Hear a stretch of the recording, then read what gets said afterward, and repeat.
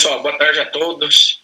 Já estamos aí com 79 participantes, com 10 minutos já de início da nossa aula.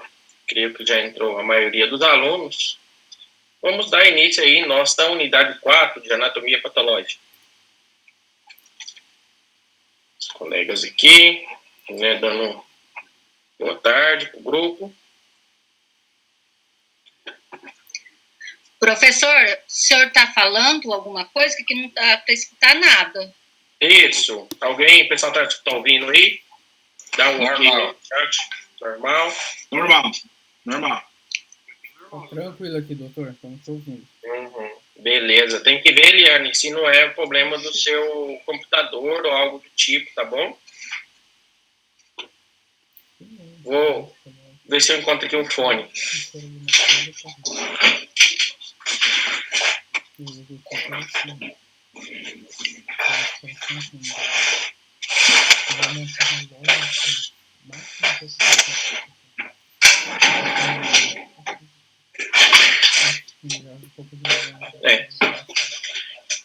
Tem que ver as configurações, Eliane, se não é do seu telefone, ou se não é do seu computador, do seu tablet, não sei que dispositivo que você está usando.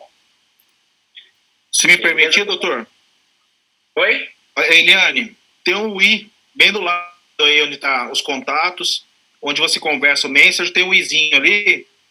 Você clica lá embaixo, vai estar a configuração dele. Ou clica na tela, direto onde o doutor tá, que vai aparecer o ícone do alto-falante lá em cima também.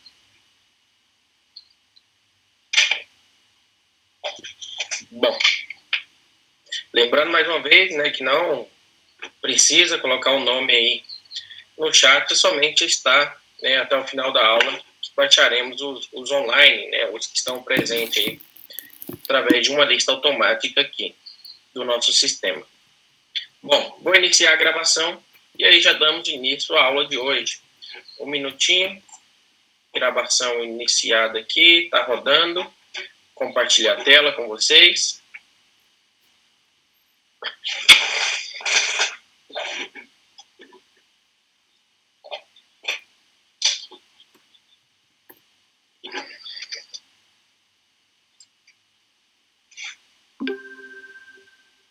Buenas tardes, sexto semestre G, sexto semestre H.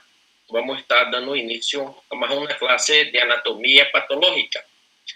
En la clase pasada estuvimos hablando de patologías miocardio, de la estructura cardíaca, miocardiopatía hipertrófica, restrictiva, dilatada. Hablamos también sobre algunas valvulopatías, hablamos sobre hipertensión arterial y ahí terminamos las patologías cardiovasculares e iniciaremos ahora patologías de la cavidad bucal, de la cavidad oral, también patologías de la faringe. Iremos hablar sobre procesos de malformación, procesos inflamatorios, tumores y lesiones de las glándulas salivales, tanto lesiones neoplásicas como lesiones también inflamatorias. Essa clase de hoy vamos a estar dividindo en dos clases. Creo que ya estamos con el material que yo envié a la compañera. Entonces vamos a estar dividiendo una clase hoy, mitad de la clase va a ser hoy, y la otra mitad la semana que viene para estar concluyendo este contenido de esta unidad. Entonces hoy vamos a iniciar con malformaciones para entender todo ese proceso. ¿Qué quiere decir una malformación congénita? Cuando estamos diante de esta palabra congénita, quiere decir que viene con la génesis, una malformación ahí intrauterino. Muchas de las veces esta malformación ya es evidente al nacimiento, pero en muchos de los casos no. Puede verse más tardemente estas características clínicas o estas características de malformación. Incluso puede tener malformación en la cavidad torácica, la región abdominal, intracavitarios, estas malformaciones, y muchas de las veces estas malformaciones serán descoberta solo anos depois de seu nascimento. Incluso, muitas de estas malformações incluso se quedan sem ser descoberta por el paciente. Se calcula que há uma estimada de 3% de los recém-nacidos nascem com algum tipo de malformação. É claro que há malformações mais chamativas do que outras. Então, qualquer processo que convém uma malformação entra em esta estatística. Então, há polidactilia, tem aí os dedos do pé ou de la mano supernumerários, pode ter também os dedos pegados um com o outro, pode ter aí uma malformação cardíaca, uma malformação óssea, uma malformação intestinal. Todo eso entra en estos 3%. Algunos son mínimas y algunos son un poco más graves.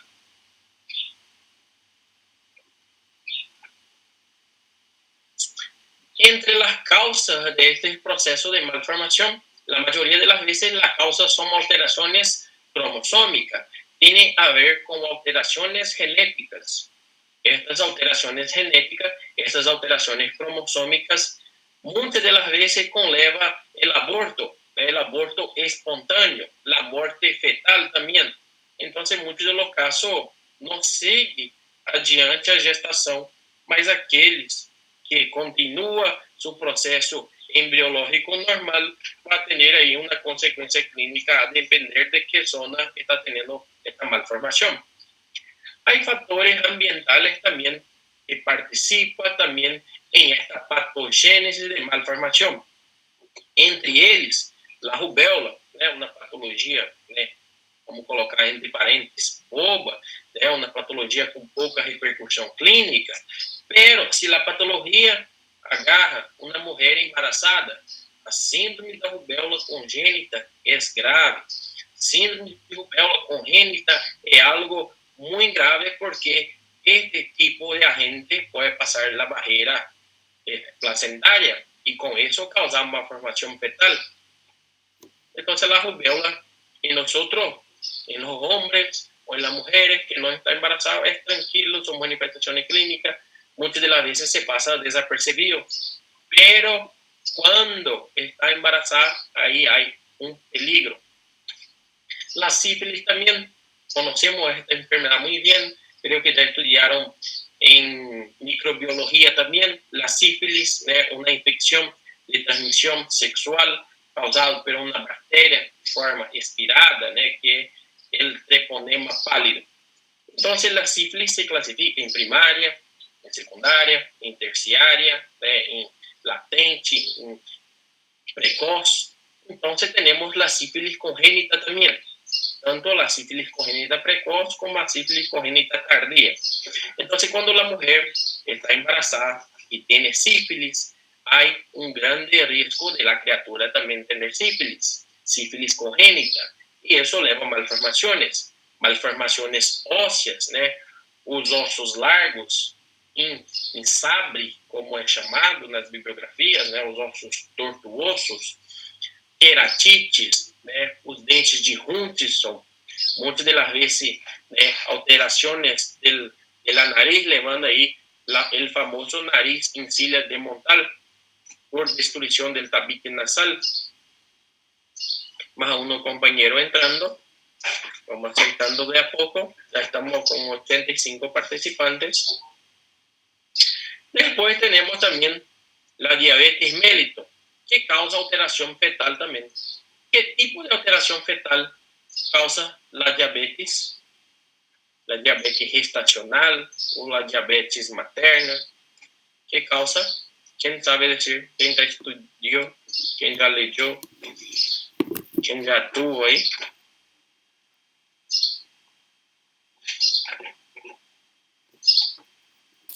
Bebê gig, professor.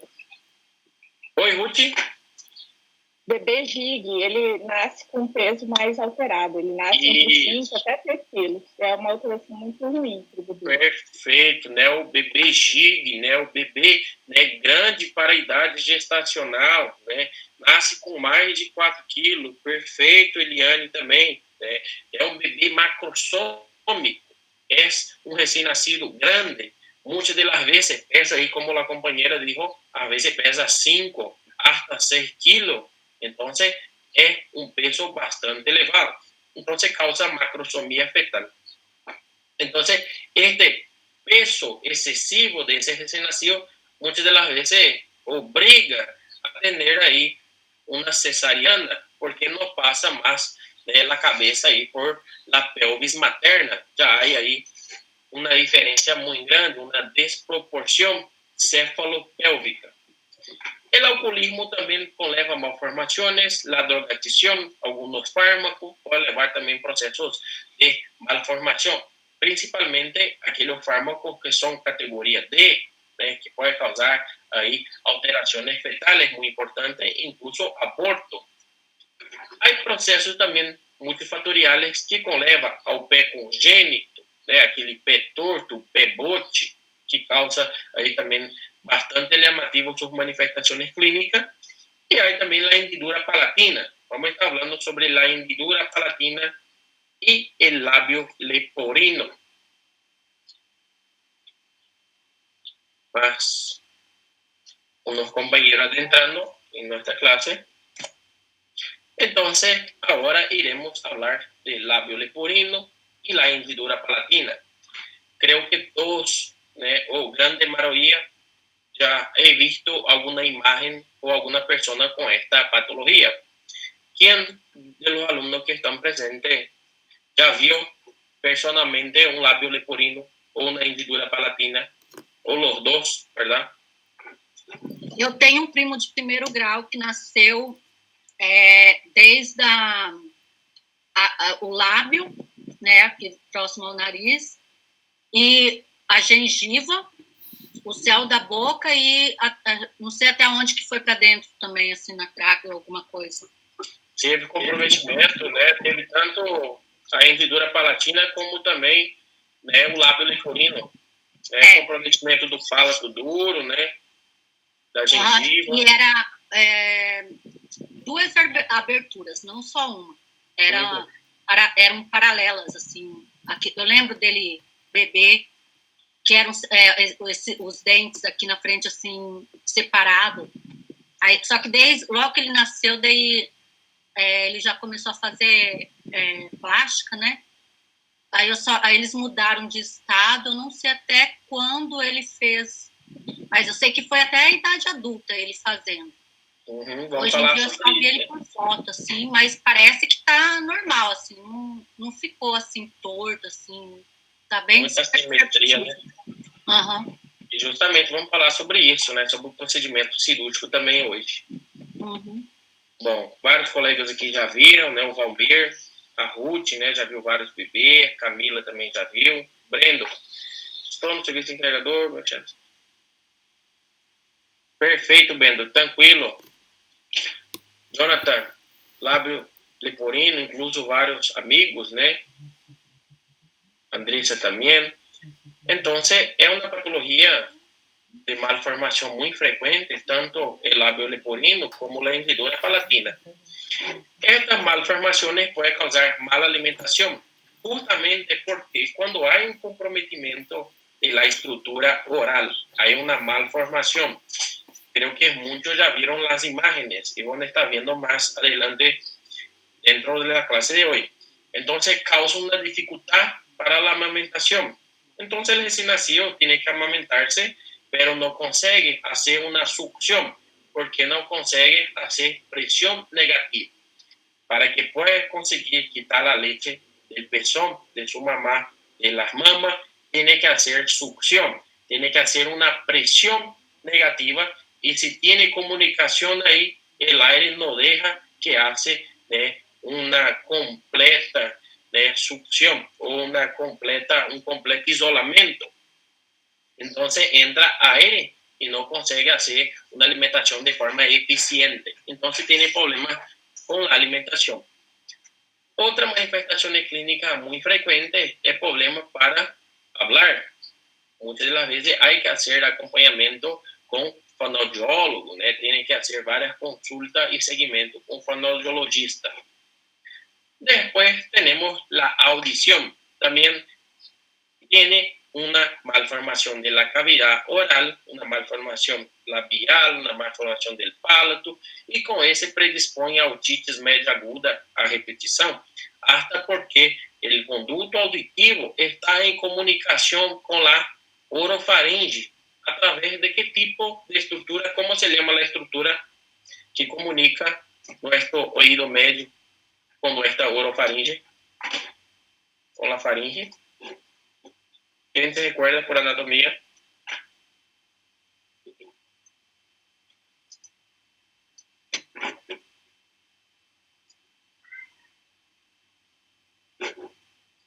¿Quién se recuerda? Ninguno se recuerda de anatomía, de oído médio, cornete.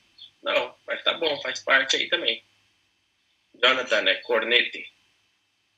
Trompa de falópio, perfeito, Gabriela. Trompa de falópio. La trompa de falópio, né? Perfeito, Gabriela. La trompa de falópio é um órgão aí de la parte genital de la mujer, ¿verdad? Ou estou equivocado? Trompa de Eustáquio, perfeito, Hélio. Hélio acertou aí, né? Mas às vezes tende a confundir mesmo, Gabriela. Eu sempre faço essa piada mesmo, pessoal. Trompa de falópio, mas a trompa de falópio é aí embaixo na mulher. E a trompa de Eustáquio é aí na região de la comunicação do oído medio com la cavidad orofaríngea. Pero sempre o aluno tende a confundir. Está bem? Né? Trompa de falópio, lembrar aí que é do aparato genital, do aparato reprodutor feminino, a trompa de falópio. Perfeito. Trompa de Eustáquio, isso mesmo, Jonathan, perfeito. Andrissa também, Gabriela também. Então, temos aí essa estrutura que comunica o oído médio com a cavidade orofaríngea.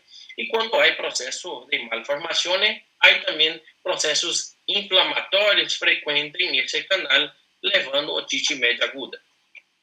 A condição pode estar associada ou não a outras malformações, pode ser solamente lábio leporino ou pode ter alguma outra malformação. As causas são idiopáticas, são desconhecidas. Os fatores de risco que podem estar involucrados na patogenia, em este desenvolvimento, seria, né, fumar durante o embarazo, o tabaquismo, a diabetes mellitus, a obesidade também, a edad acima de los 35 años de edad, ¿verdad? La mujer, y el consumo de medicamentos. Hay medicamentos que son fetotóxicos, que causan malformaciones. Entonces, este medicamento puede convivir también a traer este proceso de malformación. Tenemos acá una imagen muy característica, ¿no? Muy llamativa, de un labio leporino y de hendidura palatina. Entonces, hay comprometimiento labial, una pérdida de la comunicación, y hay también un comprometimento del palato. Foi assim que meu primo nasceu. Desse jeito, né? Foi. Uhum. Inclusive, ele não tinha úvula, como que é a campainha que fala aqui. Isso. Então, ele também não nasceu sem. Sem úvula? Sem. Uhum. Tanto é que a voz dele é bem fanha até hoje. Justamente, vamos falar sobre isso, sobre a voz fanha, né? Fala pelo nariz. Isso. Temos aqui perda de la continuidade de la estrutura del palato, perda de la continuidad labial y, consecuentemente, si ese no hace reparación quirúrgica, va a tener pérdida de piezas dentarias, ¿no? No va a crecer porque no hay hueso, no hay estrutura donde crecer. Y hay ahí, ¿no?, un apachamento nasal, ¿no?, una asimetría nasal, un nariz achatado, justamente también por ese proceso de malformación. Entonces, esta criatura, ¿verdad?, una criatura linda, al final, ya una lástima tener ahí este proceso de malformación. Entonces, va a tener dificultad para alimentarse. Su mamá le va a dar su pecho y él no va a conseguir hacer succión porque no va a hacer una presión negativa para succionar, porque el aire va a entrar por estos agujeros, y con eso no va a conseguir hacer una presión negativa que tiene que hacer para brindar una alimentación eficiente, una alimentación de tipo eficaz. Tenemos algunas imágenes donde podemos evidenciar tanto un labio leporino como una hendidura palatina. En este caso es diferente, en este caso es bilateral y en este caso es unilateral. Entonces solamente un lado está afectado. Hay discontinuidad labial, hay discontinuidad del palato duro y hay una asimetría muy importante de la nariz, de una queda de este lado de la nariz, el lado izquierdo del paciente. Y ahí tenemos la reparación quirúrgica, podemos ver que hay una cierta asimetría, hay la cicatriz y después en esta imagen podemos evidenciar una cicatriz mínima. Hay asimetría nasal o casi que simétrico, el labio también está ahí casi que simétrico, entonces casi es imperceptible que el paciente tenía ahí un labio leporino o una hendidura palatina. Pero vamos a hablar principalmente de la voz, de foña que se queda este paciente. Tenemos acá una criatura aparentemente con seus 2 años, ¿verdad? Por la dentición que podemos comprobar, ya hay 2 incisos, ¿verdad? Hay los superiores e inferiores, no hay labio leporino, pero hay hendidura palatina. Hay un proceso de malformación del palato duro y con eso va a tener también dificultad durante la alimentación.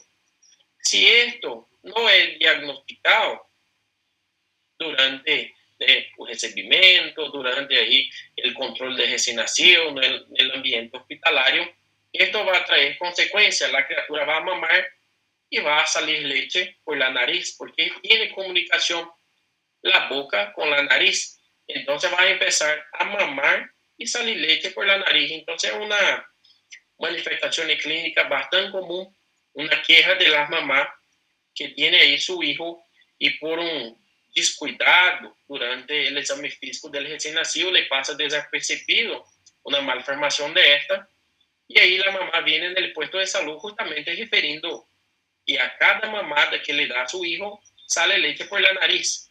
Entonces eso no es normal. Tenemos que desconfiar que puede tener una hendidura palatina. A veces es bien pequeño esta comunicación, a veces no es muy grande, como podemos evidenciar en esta imagen. Y por supuesto, cuanto más pequeño, más difícil también para diagnosticar. Entonces, el bebé, cuando nace, antes de salir del hospital de alta, normalmente junto con su mamá, por supuesto, tiene que hacer algunos exámenes físicos para ver si está bien. Entonces hace algunos reflejos que van a estar estudiando en pediatría, hace Babinski, reflejo de Moro, ve si tiene presión palmar, ve si tiene presión frontal, pero el recién nacido todavía no está bien desarrollado. Entonces vos va a hacer algunos reflejos.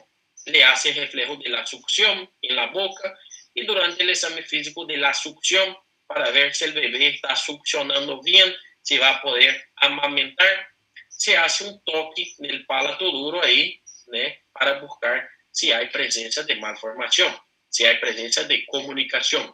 Entonces tiene que hacer el toque para ver si no hay ahí un agujero, si no hay una comunicación. Este examen físico se hace ahí antes de la alta del recién nacido. Algunas otras imágenes, labio leporino, hendidura palatina, la corrección quirúrgica, más alguna imagen, la corrección quirúrgica precoz, hay una simetría muy importante de la nariz, hay una malformación muy llamativa y después del procedimiento quirúrgico casi no se observa o es algo muy discreto. Hay una cierta simetría de la nariz, pero muy poca si comparado con esta imagen. La misma cosa acá abajo. Llama la atención, te da para ver la mucosa nasal completamente ahí. Entonces va a tener dificultad para alimentación ese tipo de criatura con ese tipo de malformación. Muchas de las veces tiene que recoger ahí a la sonda nasogástrica para que se pueda alimentarse. Hasta acá, ¿alguna pregunta, alguna duda? Vamos a ver los compañeros.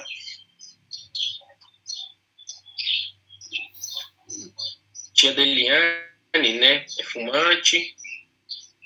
Pode broncoaspirar também, Ruth, perfeito, né? Uma complicação aí muito temida é a broncoaspiração, levando conteúdo gástrico aí, né? Para o pulmão, podendo causar uma pneumonite isquêmica, né? Uma pneumonite química, que é algo grave. Como seria a alimentação nesse caso, Reginaldo? Muitas vezes por sonda nasogástrica, né? Mas aí já se busca a reparação cirúrgica. Arreglar, sim, Jonathan. Tem como arreglar. Tratamento quirúrgico multidisciplinar, né? Um tratamento com o médico cirurgião plástico, juntamente com o bucomaxilo, né? Um de reconstrução facial. Então, você para blindar em uma só cirurgia no máximo de simetria possível. Porque antigamente, incluso mencionou a companheira, antigamente tinha que passar por vários processos cirúrgicos, como a cirurgia plástica, parece que é su primo, ¿verdad? Que tiene, que passou por vários procedimentos quirúrgicos. E hoje, já em uma só cirurgia, já é suficiente muitas das vezes para poder fazer a reparação completa. Pero entra aí, né, el cirujano, el bucomaxilo, entra também aí a parte de reconstrução facial, se hace falta, entra também o fonoaudiólogo, porque tem que fazer terapia, senão se queda igual nós brasileiros falando por la nariz quando queremos falar em espanhol. Então, há que fazer terapia com fonoaudiologista. E a atenção dentária é muito importante, em este caso também, porque vai ter aí, muitas das vezes, uma sequela. Com tratamento adequado, né, o prognóstico geralmente é muito bueno. O prognóstico, estamos falando aí de uma malformação que tem um potencial, né, de tratamento quirúrgico reparador muito bueno. Está disponível em nosso sistema de saúde pública, tanto paraguayo como brasileiro também, né? O Ministério de Saúde Pública e Bem-Estar Social do Paraguai, né, trata de fazer todo o procedimento quirúrgico gratuitamente, e também nosso Sistema Único de Saúde, o SUS, né, trata também de fazer essa reparação, este acompanhamento também totalmente gratuito. Temos aí uma estimativa de 1 a 2, né, nascidos, né, a cada 1000 nascimentos com esse tipo de alteração da hendidura palatina. O lábio leporino é 2 vezes mais comum em los hombres, mientras que o lábio leporino, juntamente com a hendidura palatina, é mais comum em las mujeres. Vamos ver se há alguma pergunta, se há alguma dúvidas. E como arreglar, né? Já respondemos ao nosso companheiro Jonathan. Eliane, né? Anos 80, principalmente, principal cidade para fazer essa cirurgia era em Bauru, sim, Bauru, São Paulo, né? Antigamente não tínhamos tanto recurso, né? Tanto o território brasileiro como o território paraguaio não tínhamos tanto recurso, então normalmente se concentrava em Asunción, e hoje em dia legalmente se concentra mais em Asunción. E Brasil, né, como era um país grande, tinha somente algumas zonas, alguns locais de referência, mas agora já há, né, vários centros de referência em todo o país. Daniele, né, por que é mais comum nas mulheres, né? Por que é mais comum nas mulheres? Também o grupo anterior me perguntou a mesma coisa. Não há, né, mecanismos fisiopatológicos descritos dessa patologia, então não dá para descrever por que é mais comum nas mulheres. É diferente, né? O câncer de mama, né, que há uma explicação, é diferente de outras patologias que há uma explicação, né? O alcoolismo, a cirrose, né? Então, nesse caso, não tem uma explicação, só tem valores epidemiológicos. Então, tem muitas patologias na medicina que você vai comparar o masculino e vai comparar o feminino, né? Você vai ter homens com mais doença do que mulheres, ou mulheres com mais doença do que homens, e muitas das vezes não tem uma explicação, o porquê. Muitas das vezes é só dados epidemiológicos. Mas podem estar buscando, mas acredito que não irá encontrar essa resposta, né? Essa predisposição, o porquê. Professor, pode ser bilateral também, o som lateral pode ser bilateral, né? Incluso este acá, como vimos en la imagen, es de ambos lados. Entonces, esta hendidura palatina, ela puede ser única, como podemos ver en esta imagen, o puede ser de dos. Entonces, en la imagen que vimos, el muchachito, este bebé, él tiene dos entradas. Entonces, tiene uno acá y otro acá. Tiene dos, este muchachito, infelizmente. Este tiene uno, pero puede ser las dos fosas nasales cometidas.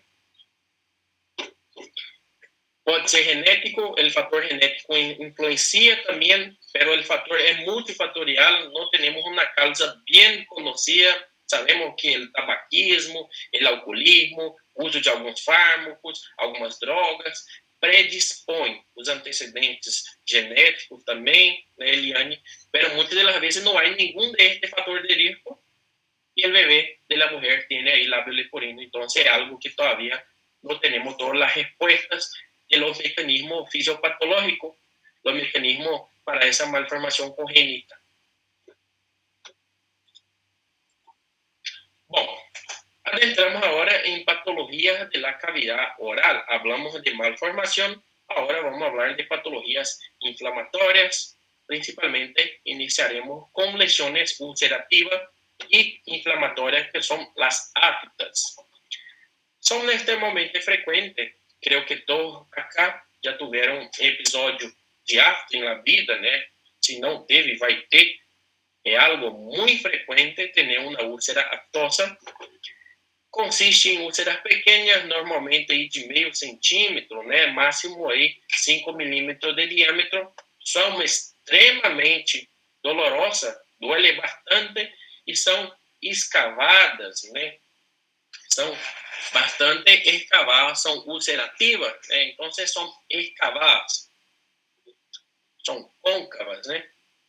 Adopta a forma de lesiones de tipo redondeado, superficiales, está cubierta a menudo por un exudado gris, blanquecino, que vamos a estar viendo en la imagen, con un anillo eritematoso a su alrededor. Las lesiones se muestran especialmente en el palato blando, mucosa bucolabial, suelo de la boca, incluso en la región de la lengua. En cualquier zona de la cavidad oral puede tener acometimiento por úlceras aftosas, pero normalmente la región de la mucosa labial es la más afectada, pero la que más duele es en la lengua, también en las amígdalas duele bastante cuando hay también el comprometimiento por lesiones ulcerativas en la región del palato blando. Son lesiones que duelen bastante. Son más frecuentes en las primeras 2 décadas de la vida, né? De 0 a 10, de 10 a 20, correspondiendo ahí las 2 décadas de la vida. Los causantes ou desencadeantes, né? Tenemos como principal el estrés, la fiebre, alimentos, principalmente alimentos ácidos, alimentos cítricos, alcoholismo puede favorecer a aparecimiento de estas úlceras aftosas. Las llagas dolorosas son autolimitadas y habitualmente se resolven en pocas semanas. Con tratamiento o sin tratamiento, se resolve espontáneamente.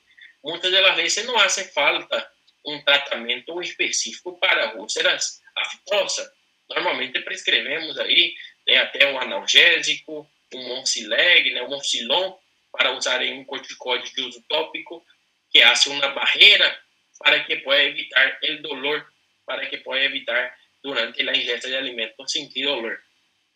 Pero la mayoría de las veces es autolimitado. Con tratamiento o sin tratamiento, las aftas tienden a desaparecer solo y puede tener recidiva en la misma localización. Acá tenemos una imagen característica.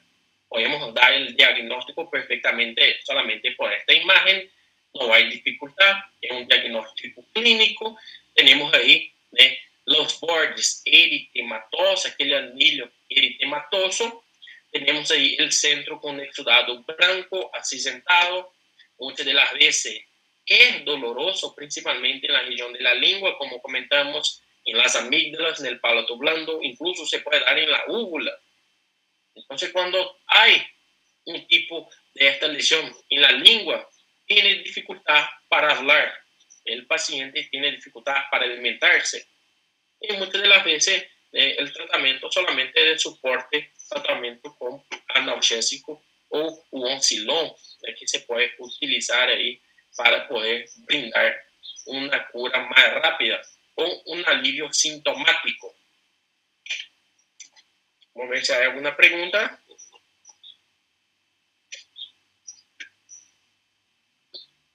Nas amígdalas, devido ao refluxo, pode tratar? Sim, também. Devido ao refluxo gastroesofágico, pode ter também. Principalmente a estomatitis, né, Guilherme? A estomatitis pode ter várias úlceras, é muito comum em la criatura, pode tratar também. Como tratar, né? Bom, muitas das vezes se trata com analgésico, porque são autolimitados.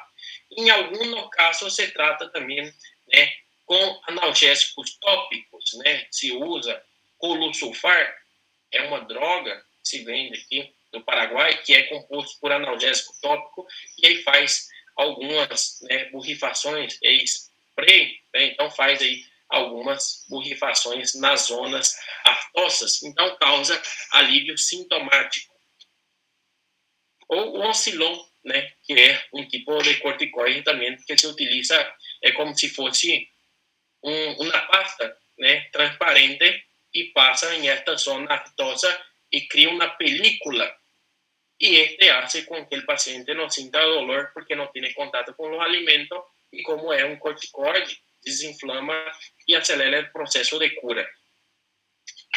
A deficiência de vitaminas, né, a Andressa perguntou do complexo B, do ácido fólico, ferro e zinco, pode ter como manifestação clínicas quadro de ulcerações aftosas recorrentes? Sim, deficiências nutricionais, imunodeficiência, uso de corticoides crônico, uso de antibióticos crônicos, pode ter quadros aí, né, de aftas de recorrência. Sim, Andressa, né? Perfecto. Continuamos, iremos hablar ahora de una lesión causada por un virus. Vamos a hablar de una virose. Varios médicos ahí, ¿verdad? Le ponen el diagnóstico virose, pero son varios virus, ¿verdad? Entonces, cualquier tipo de infección por virus es una virose. Uma herpes simples, né? Uma HIV, uma hepatite, um resfriado comum, né? Um Covid, que mais? Uma influenza, dengue, chikungunya, que mais? Né? Zika. Então, são todas viroses, é uma virose, mas são vírus diferentes.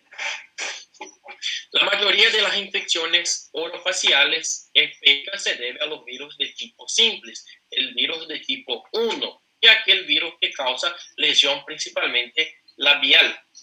El virus tipo 2, herpes tipo 2, es más causador ahí de herpes genital. Se trata de una infección de transmisión sexual, diferentemente de este primero, que es algo muy común. Todos nosotros tenemos, principalmente en nuestro territorio paraguayo, donde hay el costumbre de compartir el mate, de compartir el tereré. Entonces todos nosotros tenemos en nuestro organismo el virus herpes simples tipo 1. Puede ser que ninguno de nosotros puede tener desarrollado. La lesión característica es pega, que vamos a estar viendo. Pero hay el virus del organismo. Yo, por ejemplo, no me recuerdo, creo que nunca tuve un cuadro de lesión espeica, pero es algo muy común, es algo muy frecuente. Creo que un tercio de los colegas que están viendo la clase ahora ya tuvieron un episodio ahí de úlcera aftosa. Entonces todos nosotros tenemos, pero va a depender de la inmunidad. Cuando está muy baja, hay muy estrés, hay mucha desregulación en nuestro sistema, principalmente inmunológico, hay ahí a reativação de este virus que está latente, né? Está dormindo em nosso organismo, e quando há reativação, há aí a lesões específicas características. É muito frequente em todo o mundo, 90% da população tem presente em seu organismo o vírus tipo 1, porque não tem cura, tem só tratamento quando está aí com uma lesão específica. O patógeno se transmite de pessoa a pessoa, mais a menudo por beijo, né?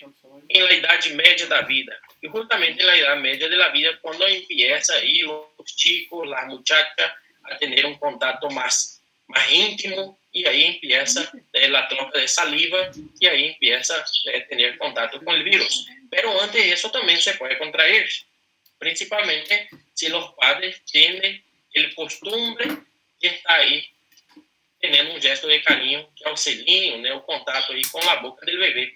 E isso conleva uma infecção por herpes tipo 1, herpes simples. E na criatura, o primeiro episódio em contato com herpes vai ter repercussões sistêmicas, repercussões clínicas muito importantes. Fiebre, vai ter também sudoração, vai ter também a lesão específica, porque a imunidade do recém-nascido está em formação. É diferente de nossa imunidade quando adulto. Então, qualquer tipo de patógeno que não é muito virulento, ao recém-nascido lhe pode causar manifestações clínicas mais exuberantes. Então, neste caso, há que evitar esse contato, né, do selinho com o bebê. Outra coisa também que se pode transmitir soprando, né, a comidita, está soprando, então a saliva pode estar transmitindo também o herpes simples. Vamos ver se há alguma pergunta aqui no chat. Bom, passo a Bocresil. Ele cria uma película e em 2 dias já some. A Bocresil, né, tem que ver se o composto, su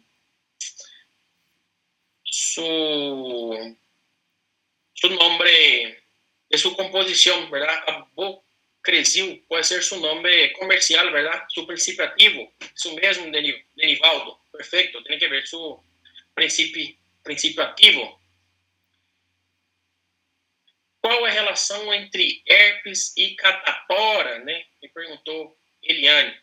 Bom, catapora,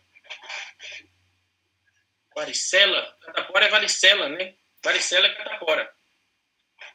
Bom, não tem, acredito que o herpes simples tipo 1, né, é um agente etiológico e catapora é outro agente etiológico. Agora, o catapora pode causar o herpes zoster, né? Aí tem a ver com catapora. Aquele herpes que dá lesões crostrosas no dorso, nas pernas, no tronco, aquelas lesões crostosas que são muito doloridas, que causam uma neuralgia, né? Aí sim tem a ver aí a catapora.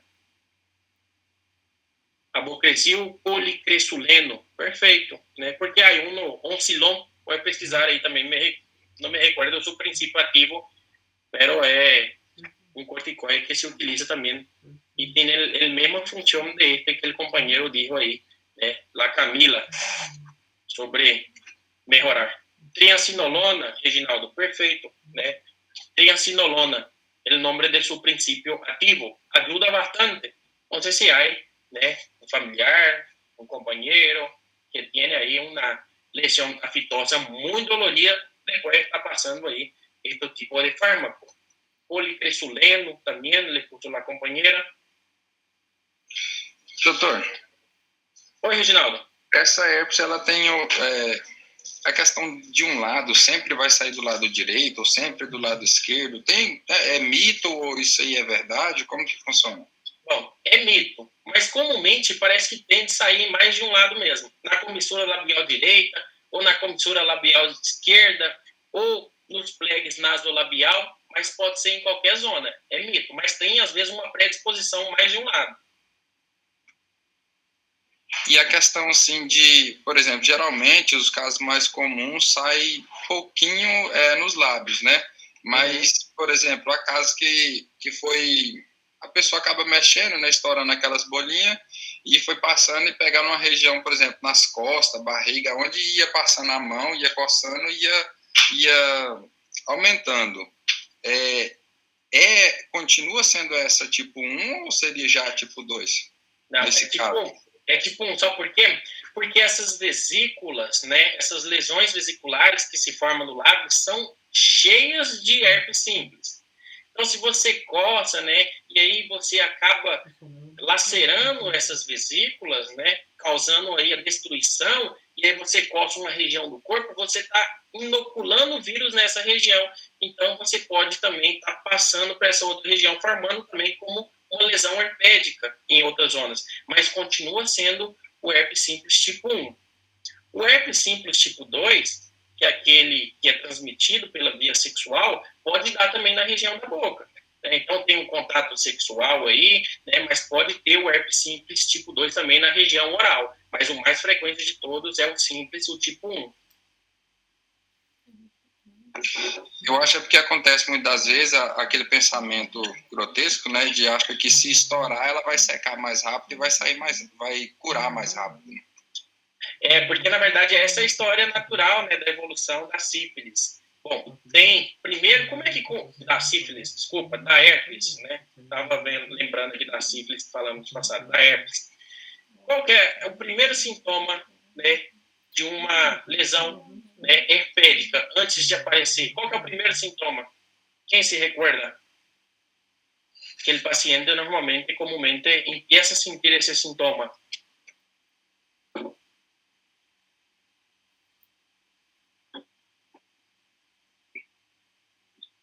Vermelhidão, né, o Denivaldo pôs, bolhas, que causa também coçação, prurito, né, coça, baixa imunidade, rubor, juraíl, expulso, cólera una ainda, né, que é mais específico, o primeiro sintoma de todos, antes de aparecer a lesão, antes de aparecer, o paciente já sabe, a pessoa que tem aí recorrente, já sabe que vai ter aí uma lesão herpédica.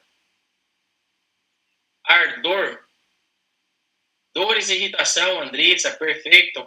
Então, há um ardor localizado, incluso aí, o paciente empieza com um ardor na comissura labial e já pensa, já vou ter aí, né, uma lesão herpédica, tenho um casamento, tenho aí um cumpleaños e vou estar com herpes labial.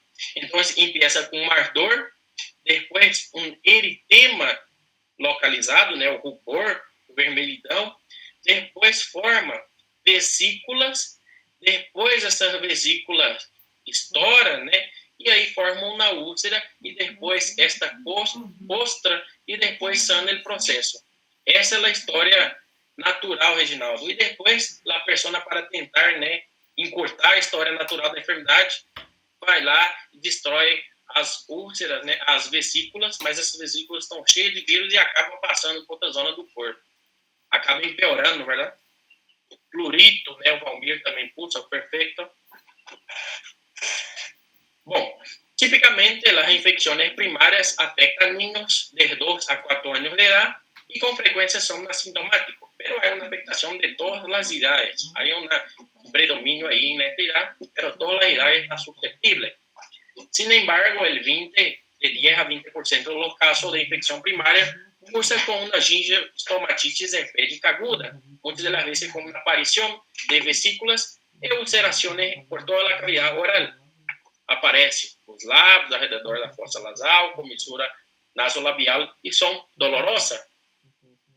Aunque geralmente as lesões se resolvem em 7 a 10 dias, mesmo sem tratamento, há um tempo para que isto se resolva espontaneamente. Nosso organismo consegue eliminar esse excesso de vírus e consegue suprimir, consegue fazer com que esse vírus entre em estágio latente novamente em um período de uma semana, né, máximo, né? Alguns chegam aí até 10 dias, pero os pacientes que são imunodeprimidos, pacientes que têm AIDS, têm a síndrome da imunodeficiência humana, ou que usa corticoide crônico, ou que tem aí a utilização de fármacos imunossupressores, isto pode tardar mais tempo. Em este caso, temos que utilizar muitas das vezes antivíricos de uso sistêmico. O mais conhecido e o mais utilizado seria o aciclovir. Então, se utiliza aí o aciclovir para que possa diminuir a quantidade de vírus, para que possa sumir a lesão da região oral. pero se puede utilizar también como tópico. Recordando también que cuando ya hay la lesión espeica e inicia el tratamiento farmacológico, esto no va a disminuir la historia natural, ¿no? Con o tratamento ou sem o tratamento, esto se va a resolver igual en 7 días. Es claro, si es este tipo de paciente, esto hay, ¿no?, un prolongamento mucho mayor. Pero si es un paciente inmunocompetente que tiene una lesión espeica, sin tratamiento se va a resolver en una semana. Entonces el antivírico, cuando ya hay la lesión espeica en la región oral, muchas de las veces no va a adiantar mucho, no le va a ayudar en muchas cosas. Pero claro, si el paciente ya vino en su consulta, va a tener que prescribir algo. Entonces prescribe el aciclovir tanto vía oral como también uso tópico. Lo que no puede hacer es decir que este te va a desaparecer solo, no hace falta. Muchas de las veces el paciente te va a cobrar algún tipo de tratamiento, entonces vale pasar un tratamiento antivírico, un aciclovir tópico, pero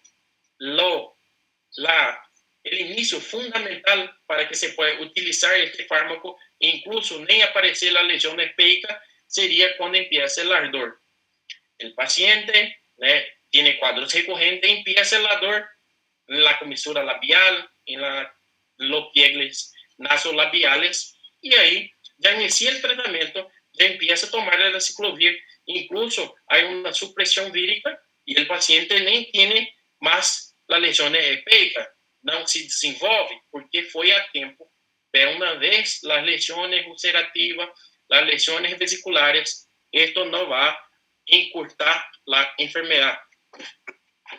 Tenemos una imagen macroscópica característica, es algo que podemos diagnosticar clínicamente, no hace falta estar solicitando métodos complementarios de estudio, a no ser que se sospeche también que puede ser un herpes tipo 2. Entonces, creo que puede ser también un herpes tipo 2, puede ser un herpes genital, entonces puede estar utilizando los métodos complementarios de estudio, pero clínicamente es un herpes simple.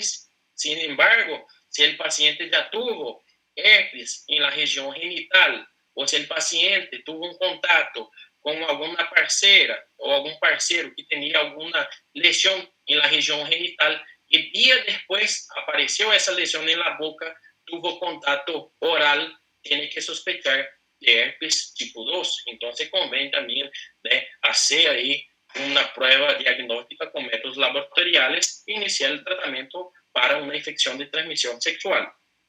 Pero en este caso, herpes simples, herpes labial, muy común, muy doloroso, con bordes eritematosos, vesículas, múltiples vesículas, como podemos ver acá, líquido transparente, citrino, llenas de virus,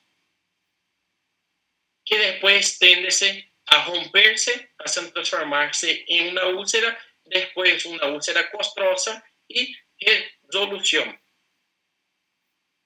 Vamos a ver acá en el chat si hay alguna pregunta. Vamos ver. Dores e irritação, dores, aciclovir comprimido, diminui os sintomas, perfeito. Juraildis, aciclovir aí, 400 miligramas a dose para um adulto, e a criatura hay que calcular segundo o seu peso. Se há continuidade por 7 dias, já posso pensar em outra doença? Sim, pode pensar em outra doença, ou pode pensar em uma imunossupressão, um imunodeprimido, pero hasta 10 días, Lucas, poder esperar. Pero si más de 10 días con las lesiones espéicas, tener que sospechar que hay una inmunodeficiencia, que hay un trastorno inmunológico, que hay una inmunodepresión. Entonces no es necesario pasar sí o sí el medicamento, solo si se va en la consulta. Perfecto, Liz, no hace falta. Es claro, si el paciente viene a la consulta, tiene que pasar algo, ¿verdad? Nem que seja um placebo, pero sí o sí no es, no hay que pasar sí o sí. Entonces, si vos tenés una lesión espeica, ya está ahí la úlcera, ya está ahí la vesícula, con el tratamiento no va a ser acortar la enfermedad. Entonces, con tratamiento, sin tratamiento, va a tener ahí una repercusión de días casi que igual.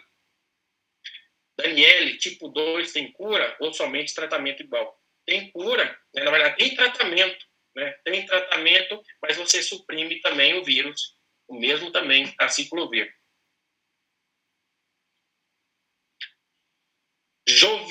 Josivânia, a herpes sempre volta com o tempo? Volta.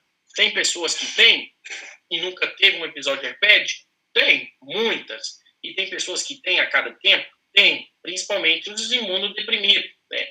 Faz uso de corticoide crônico, pessoa muito estressada, pessoas que têm aí a imunidade baixa também, né? Que está sempre resfriado, está sempre aí com enfermidade inflamatória, infecciosa, tem aí, né, vários episódios no decorrer da vida. E aí entramos, né, de uma virose, né, de uma enfermidade viral, a uma enfermedade fúngica, a candidíase oral, né, que é a mesma coisa aí que a mulher conhece o mesmo agente etiológico de la candidíase vaginal, que é algo muito comum. Creo que 1/3 de las chicas que nos están viendo ahora puede tener ya pasado por un episodio de candidíase vaginal.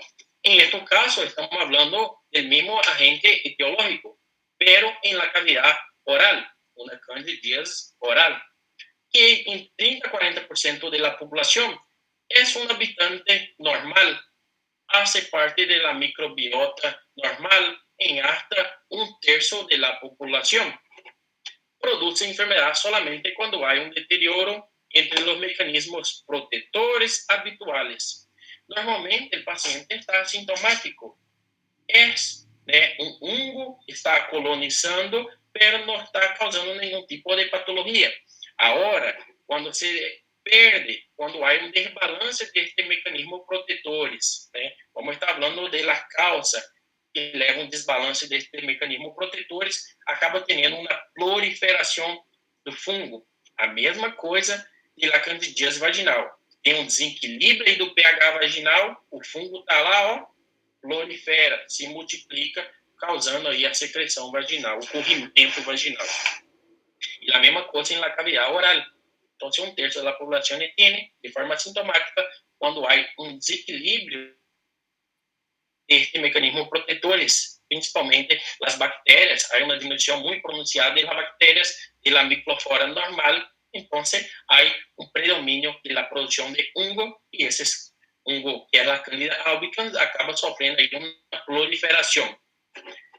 Es la infección fúngica más frecuente de la cavidad oral y especialmente en las personas que se vuelven vulnerables. Entonces, tem os fatores de risco muy importantes, principalmente diabetes mellitus, né? Diabetes mellitus abre las puertas para várias oportunidades, várias enfermedades oportunistas, e este também. Há um desequilíbrio, há várias outras enfermedades que estão por detrás de la diabetes mellitus. Anemia, principalmente anemia aplásica, também pode causar candidíase, como a companheira puso, ¿verdad? Pode causar herpes, pode causar também uma candidíase oral, principalmente anemia aplásica, quando não há formação de la série vermelha, de la série roja e de la série branca. Então, há uma diminuição também de los leucócitos e com esse há um predomínio aí de la proliferação del hongo. Antibiótico, né? Antibiótico terapia, sabemos que mata a bactéria que queremos combater, pero mata também bactérias sanas ou bactérias de nuestra microbiota normal, gastrointestinal, de la piel, de la cavidad oral. Queremos matar uma bactéria causadora aí de tuberculose, queremos matar uma bactéria causadora de sífilis, queremos matar uma bactéria causadora de pneumonia. Podemos utilizar um antibiótico, pero também algumas bactérias de nossa microflora natural, normal, acaba também sofrendo esse efeito secundário e há um desequilíbrio aí que aproveita este hongo para poder aumentar. Temos o glucocorticoide também, principalmente cronicamente, utilização de corticoide, cursa também com desequilíbrio desses balances, desses mecanismos protetores, e a imunodeficiência. É uma patologia muito comum em paciente com SIDA. não em paciente com AIDS, porque AIDS, ou em paciente com HIV, porque HIV é diferente de SIDA, né? AIDS. Então, se nem sempre um paciente com HIV, ele é imunodeprimido, ele tem a síndrome da imunodeficiência, nem sempre. Se ele faz tratamento, faz acompanhamento, melhor ainda se for precoce, ele mantém a sua imunidade normal ou quase que normal. Então, os imunodeficientes, imunodeprimidos, têm com frequência esta complicação, a candidíase oral. Muito frequente, patologia muito frequente em paciente em centro de terapia intensivo, paciente que está internado na UTI, né? Tem aí uma patologia de base, está com antibiótico, está com corticoide, está entubado. Então, é muito comum encontrar paciente entubado em CTI com leno de candidíase oral. Sempre tem aí lanistatina, azulau, a enfermeira vai lá, limpa toda a cavidade oral com nistatina para poder diminuir este fungo. Morfologicamente, o quadro é caracterizado por uma membrana de tipo inflamatória, tem um aspecto cremoso, é superficial de la mucosa, tem o color gris, né, acinzentado, pancreatino, constituído por agregado de gérmenes em el seno de um exudado fibrinoso e supurativo, que se pode desprender mediante o raspado com facilidade para permitir uma base, a visualização de uma base eritematosa subjacente. Então, até uma escovação, se pode remover todas estas placas, né, que estão aderidas.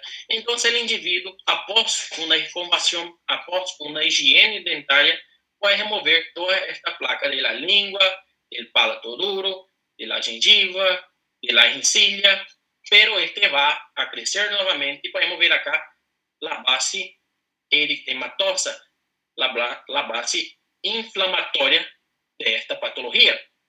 É uma enfermidade muito comum em paciente com SIDA, paciente em CTI, paciente com diabetes complicado, né, paciente anemia aplásica, é muito frequente em esse tipo de paciente.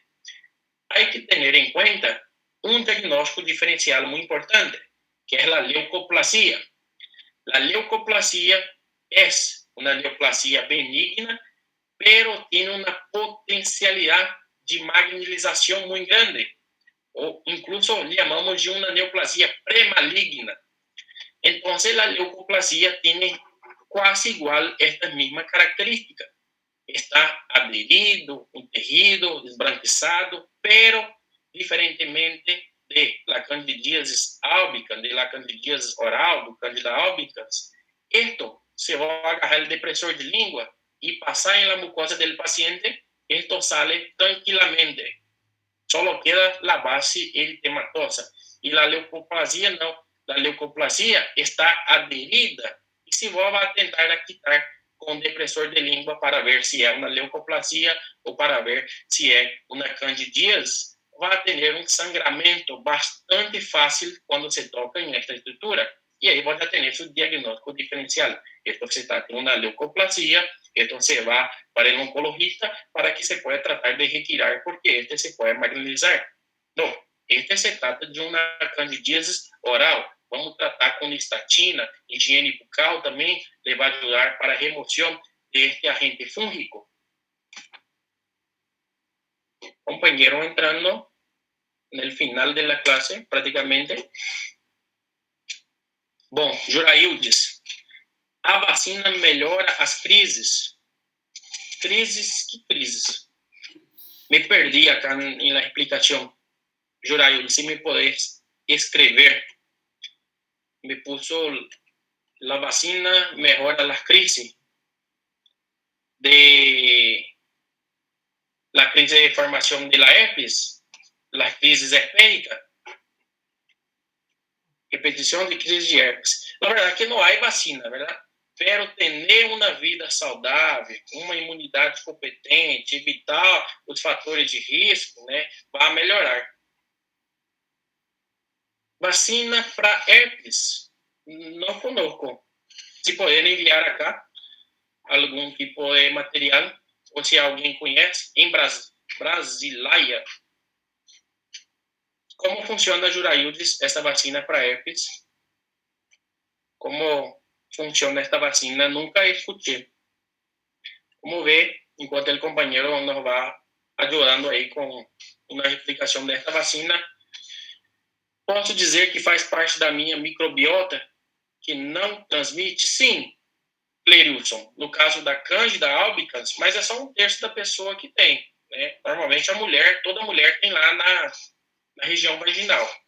Mas na região oral, somente 1/3 das pessoas tem. E faz parte, né? Não transmite, faz parte. Fatores que favorecem o seu crescimento, Andressa perguntou. Como mais higiene oral, perfeito, ou grande quantidade de açúcar no sangue? Los dos, né? Tanto mais higiene como, né, a diabetes mellitus, que explicamos, favorece aí vários transtornos imunológicos, incluso favorecendo, né, o crescimento desse fungo e causando Candida albicans, né, a candidíase oral. Há um aumento do açúcar no sangue, né, a glicemia, níveis glicêmicos elevados favorecem. Andressa, em caso mais grave, pode haver também sinais de inflamação no esôfago? Sim, perfeito, Andressa. Incluso os pacientes com AIDS, eles têm o esôfago completamente tomado por esse mesmo fungo. Perfeito aí, né? Pergunta, né? Sim, o esôfago comumente é afetado por esse agente etiológico fúngico. É uma característica também, né? Os pacientes com HIV que não trata, tem aí a síndrome da imunodeficiência adquirida e tem o esôfago completamente tomado, né, por essas lesões causadas por esse fungo. Perfeito, Andressa. Juraildes, em Brasília, não conheço a vacina para herpes derivado, acho que é contra herpes zoster, pode ser, o Michael, né, sim, contra herpes zoster, mas aí estamos falando de varicela, né, inicial a cada 7 dias e depois a cada 15 dias, acompanhada pelo dermatologista. Não... Voy até a ver, Juraildes, pero yo desconozco. Voy a buscar después de la clase de hoy y si algún compañero también encontra, nos puede enviar acá o en la próxima clase también para que podamos entender a ver si hay un nuevo tratamento. Já usou o Juraildes, né? Perfeito. Que faz o tratamento contra câncer, pode desenvolver candidíase? Pode, Eliane, é muito frequente. Por quê? Paciente, Eliane, que faz tratamento contra câncer, normalmente ele já é um imunodeprimido. Ele já está fazendo radioterapia, ele está fazendo quimioterapia, né? E a quimioterapia e a radioterapia deixam o nosso sistema imunológico lá embaixo. E aí você tem aqueles fungos que estão ali, em 1/3 das pessoas, e ele acaba proliferando. Ele acaba, né, causando aí a candidíase vaginal e a candidíase oral. Então, a mulher começa com corrimento e a mulher começa aí também, né, com lesões na cavidade oral, se é do sexo feminino, né, por exemplo, se é do sexo masculino, se ele está dentro deste 1/3 e tem a presença do fungo, vai ter igual também. É um fator de risco muito importante, Eliane, os pacientes que fazem tratamento contra câncer. Camila, esse desequilíbrio de cândida pode se disseminar para o pulmão? Para o pulmão, nunca ouvi falar. E no pulmão ele poderia se evoluir, pode ter evolução ou não patológica. Para o pulmão, Camila, nunca vi. Acredito que não, mas se vocês encontrarem alguma coisa, alguma infecção pulmonar causada pelo Candida albicans, podem me enviar, porque nunca vi falar. Acomete o aparato gastrointestinal, como a colega explicou muito bem aí, né? Fez a pergunta aí, não sei, aqui atrás, quem que foi. A Andressa, né, falou a região esofágica. A região esofágica, tanto a orofaringe como o esôfago, ele pode ser cometido também. Até o estômago pode ser acometido, mas o aparato respiratório nunca vi, eu acredito que não, né? Mas podemos pesquisar sobre isso, mas eu acho que não, quase certeza. Bom, Eliane, pois, né? Criança em amamentação sem devida higienização bucal. Muitas das vezes, incluso aqui essa imagem, né? Vamos dar uma olhada. Muitas das vezes pode-se pensar nesse diagnóstico em crianças que estão amamentando, como comentou a companheira. Mas, né, a criança está amamentando, fica também com leite, né? Na região da mucosa, na região também, né, nasolabial, aqui na região da gengiva. Mas a diferença é que você pega um paninho, uma gasa úmida, uma gasa molhada e limpa, e não vai ter a base, né, eritematosa, o fundo eritematoso. Você vai tirar esse excesso, que é leite, né, não é o fungo, parece muito, né, realmente parece muito, mas você não vai ter a base eritematosa, no caso do leite. E no caso do fungo, você vai eliminar também com um raspado manual aí, mas você vai ter a base eritematosa. Então, assim, conseguimos diferenciar na criança, no lactante, né, se é uma candidíase oral ou se é, né, o aleitamento materno que está, né, causando aí esse acúmulo de leite nessa região.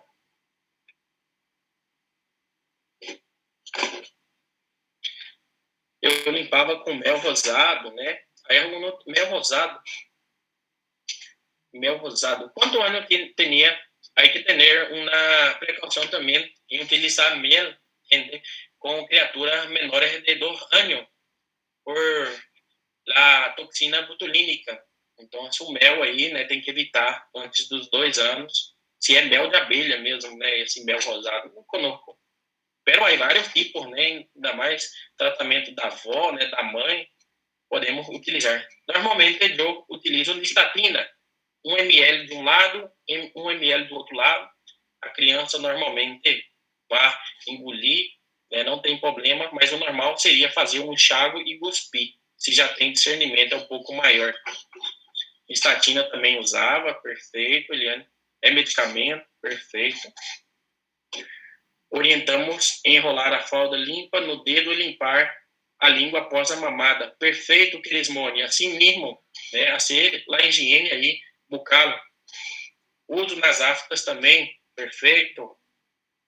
Você, há vários tratamentos, né? Em este caso, há várias formas que podemos tratar. Acá também podemos ver o comprometimento, incluso no palato blando, incluso em la úvula, incluso no palato duro. Podemos ver um certo comprometimento também na região da língua.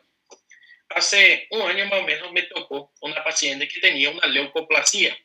E ela tinha, se não me equivoco, vou buscar a imagem para enviar no grupo de delegados. Ela tinha uma lesão en la lengua durante 4 años. Ella tenía una leucoplasia, pero la leucoplasia tiene estas mismas características, es blanquecino, es adherida, pero no sale durante el cepillado, pero sangra fácilmente también se puede tentar remover.